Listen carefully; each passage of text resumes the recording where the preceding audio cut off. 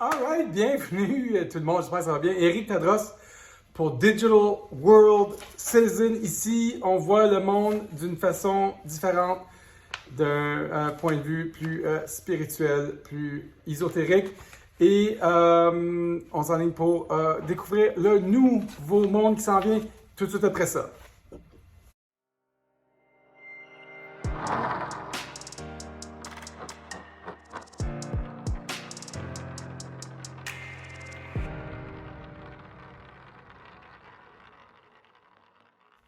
Alright, Éric Tadros avec vous.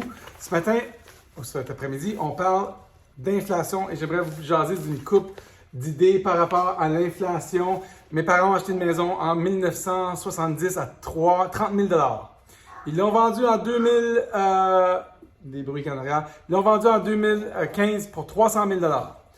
Et cette même maison-là va valoir en 2045 3 millions de dollars. Donc, je vous pose la question, d'où vient l'inflation? Et j'attends la réponse. Et je préfère poser des questions à place de vous dire les réponses. Mais ce n'est pas la compétition entre les biens et services et l'offre et la demande. Oui, c'est l'offre et la demande, mais pas des biens et services. Et c'est pas l'inflation, c'est la taxe cachée qu'on nous cache, l'inflation, que vous pensez qui n'existe pas, mais qui existe. C'est une taxe à cause que la demande et l'offre de l'impression monétaire que nos gouvernements font. Et hier, j'ai entendu Trudeau, c'est mon chien qui fait du bruit, j'ai entendu Trudeau et ça m'a fait, mon sang s'est réchauffé dans mon corps. Trudeau qui dit, on va convoquer tous les épiciers, les IGA, les métros, les Provigo, les Maxi, les Super C, on va les convoquer eux pour qu'ils coupent les prix. Qu'est-ce que tu veux? Lui aussi, il chiale par rapport à ça. Donc, ma fille qui est en arrière. Donc, il dit que Trudeau dit en conférence de presse, ils font trop d'argent, ces personnes-là, ces compagnies-là, ils font trop d'argent. On va leur demander de eux serrer la vis. Pourquoi eux, ils font de l'argent, puis nous, on souffre? Et moi qui, avec ma tête de Papineau, qui a résolu le problème économique depuis quelque temps, et on nous dit que l'inflation, c'est à cause que les biens compétitionnent entre eux autres. Non, c'est pas ça. Il y a eu deux grandes périodes d'inflation. Il y a eu la période de la COVID, où ce qu'ils font, c'est qu'ils ont imprimé beaucoup d'argent, ils l'ont mis dans le système. Et là, oui, l'offre et la demande, il y a eu beaucoup plus d'offres ou de demandes, d'offres pour l'argent. Et ils ont imprimé, et notre dette nationale est maintenant 30 milliards. Aux États-Unis, ils sont 30 trilliards. Donc, 10 fois. Chut, je suis en train de faire une vidéo, Biscuit. Donc, Biscuit aussi qui est fâché contre l'inflation. Biscuit n'en revient pas. Donc, la dette des États-Unis, 30 trilliards, nous ici c'est 30 milliards. Et les deux grosses périodes d'inflation, les années 70, on se rappelle que les années 70, il y a eu des taux d'intérêt de 20%, mais aussi, je vais revenir à ça, mais un fait intéressant, c'est que nos salaires ont seulement doublé dans les derniers 20-30 ans, mais les propriétés ont quintuplé. Donc, il y a eu, nos propriétés ont coûté 5 fois plus cher, mais nos salaires ont juste doublé. Donc, on voit qu'il y a la classe moyenne puis les plus pauvres, un entonnoir et la division est de plus en plus grande jusqu'à temps que notre système ne fonctionne plus. Et on est au dernier pas de notre système qui ne marche pas très bien. Et moi, je vois les indices.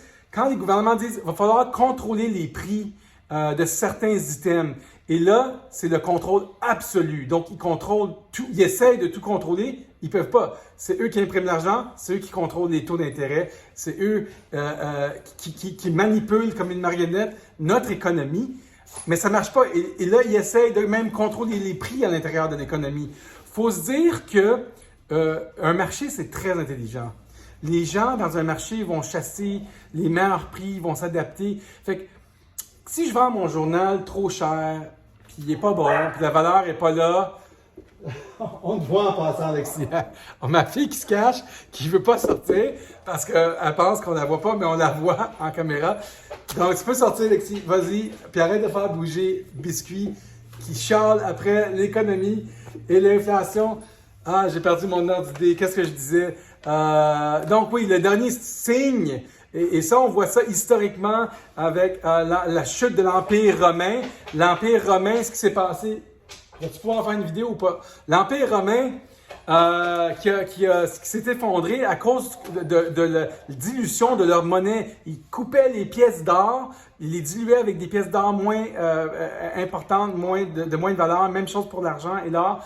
Et à la fin de l'Empire romain, ils contrôlaient les prix du chameau que tu vendais et la vache que tu échangeais parce qu'ils disaient ça marche pas, tout coûte trop cher. Et c'est ça qui s'est passé avec l'Empire romain qui a perdu son pouvoir. Et à la fin, ce qu'ils font, c'est qu'ils essaient de nous divertir et de nous cacher. Ils essaient de nous divertir nos esprits. En gros, aussi, je crois, avec tout ce qui se passe, la confusion avec les sexes, les transgenres, tout ça, c'est dans une époque où on est confus avec tout ce qui se passe. Et quand on voit historiquement ces périodes-là, ça prouve qu'on est dans des temps confus, à mon avis. Donc, la chute de l'Empire romain va ressembler beaucoup à la chute de l'Empire américain, que son dollar qui va être le dernier à s'effondrer. Mais eux ressentent les effets de l'inflation, les derniers, parce que c'est eux qui sont la monnaie du monde. Et ce dollar-là, ils exportent leur inflation aux petits pays, comme le Salvador, le Venezuela, les tout petits pays, le Zimbabwe, eux qui utilisent le dollar américain. C'est là que les petits pays vont souffrir davantage. Et vous savez que depuis que vous nous suivez, qu'il y a une solution, il y a un antidote, il y a une réponse à cette impression monétaire qui est les 21 millions de bitcoins qu'il n'y en aura jamais plus. Et ça, c'est un système monétaire basé sur l'énergie, pas sur les pièces de dollars de papier qui ne sont plus annexées à l'or depuis 1970. Il n'y a plus d'annexe or à ton papier. Ton papier, c'est une feuille de papier aussi bonne que cette feuille de papier que vous savez combien j'aime, qui ne vaut rien. L'or a été désannexé au papier en 1971 sous Nixon. Nixon qui nous a dit on a besoin de plus d'impression, on ne peut plus avoir le papier, l'or, autant d'or que de papier. Fait qu'ils ont dit on se dissocie de ce système et là, l'inflation a monté. Donc, petit cours d'économie, biscuit, petit cours d'économie. L'inflation que le gouvernement a créée.